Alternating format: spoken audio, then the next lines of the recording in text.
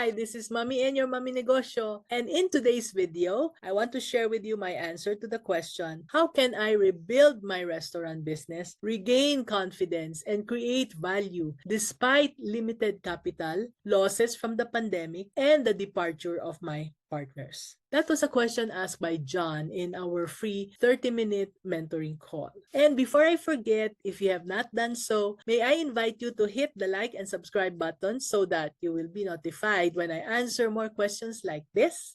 So let's talk about how you can rebuild your restaurant business, regain your confidence, and create value despite limited capital, losses from the pandemic, and the departure of your partners. When John came to me, he was discouraged, he was scared, and uncertain of his future. He has given his all, and yet he feels in his bones that there is still hope for his restaurant, even if it was not doing well. He just needed to know what to do. So he asked if he can engage me as his mentor and coach to help him move forward. And after he agreed with the terms and conditions of the coaching engagement, I started him off with 5 tips that I'd love to share with you also in this video. Tip number 1, develop a solid business plan.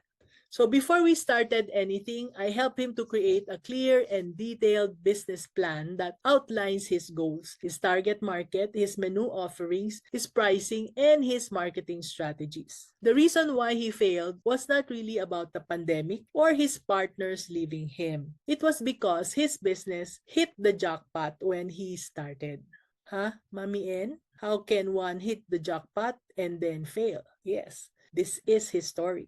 His store was the first one in their town that sold chicken wings, and business was so good that they just went with the flow. He and his partners were so busy running the store that they thought things would stay like that forever. They never took the time to create a plan for their business. They did not study their market. They did not check their prices, even when the prices of the ingredients already fluctuated. They had no clear goals for their business, and they never analyzed their menu. As for marketing strategies, they never bothered about it as they had more customers coming in than they could serve. So the pandemic hit, and then their business just really got hit pretty badly. But John, who was the fighter among the partners, decided to sell online. He said, I can sell my chicken wings online. The online sales has kept their business going even when their store was closed. So when the economy opened, they really rejoiced because they expected the happy days to be back again. But at that time, John's partners were no longer available to help. Things have changed after so many years. Some got married and decided to have regular jobs. Some went abroad. So either they closed down or John has to handle the business all by himself. So what he did was he bravely took on the challenge,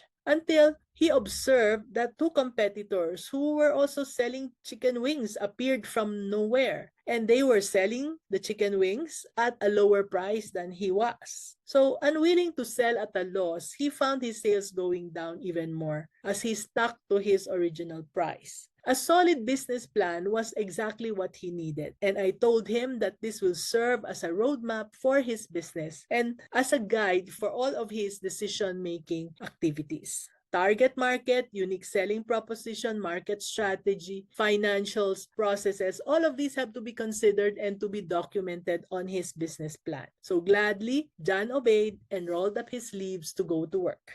So tip number 2, prioritize time management.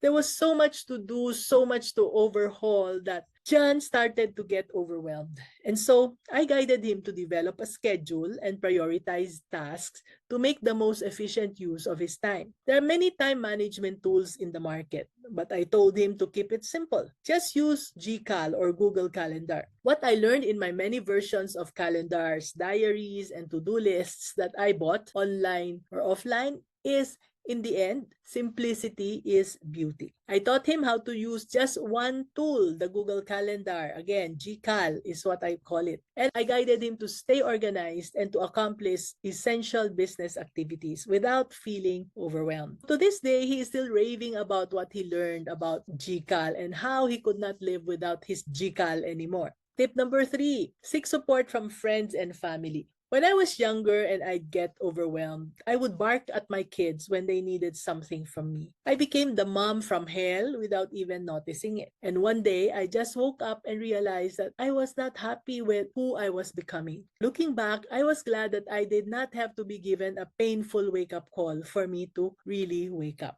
Instead of barking at them, I reached out to my husband and my children for support and assistance. Yes, when they were younger, all they did to help was to be okay with me being busy. But now, I'm very happy that among my 5 kids, 4 of them are very much willing to help in the family business. It was this willingness that made it possible for me to turn over the businesses to them eventually. So, don't be afraid to seek the help of your loved ones. They might just be waiting for you to allow them to help you with the tasks such as marketing, social media, or even lending a hand during busy periods. A family working together on a business is a very good opportunity for bonding as your kids are growing up. The memories you create together will last for years and years, even after you've already forgotten them. Tip number 4, embrace technology. I always tell people how lucky you are to have technology to help you in your business. In our time, just the calculator was already such a saving grace and a great help for us. So, since you now have them. Use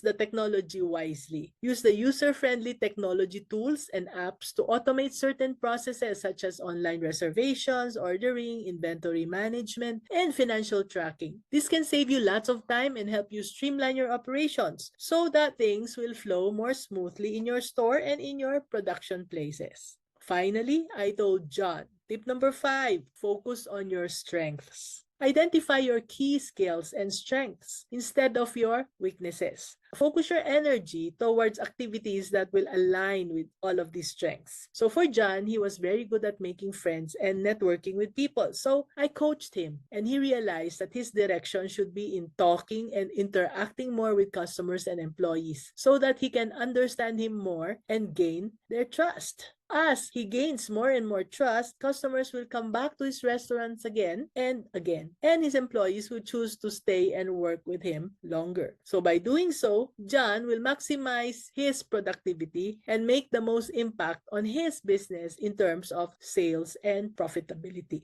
Starting from scratch again can really be challenging, but with some dedication, a lot of perseverance, and a well thought out approach, you can build your restaurant business and achieve success in a very short time, just like John did. Was that helpful? John asked this question in one of our free one-on-one Q&A Tuesday Zoom calls. And if you too have questions, or if you're interested in learning how to grow your business by growing your people, do let us know in the comments below so that we can get back to you. And if you need free business mentoring, remember to sign up to our Q&A Tuesdays where you can get into a 30-minute Zoom call with me one-on-one, and it is totally free. So, if that was helpful and you want more business tips, then click the link in the description below to sign up for my weekly newsletter. And you'll get free access to exclusive insights, private questions and answers, and inspiring episodes delivered from my heart to yours straight to your inbox. This is Mommy N, your Mommy Negosyo, saying, be business-minded, Pinoy.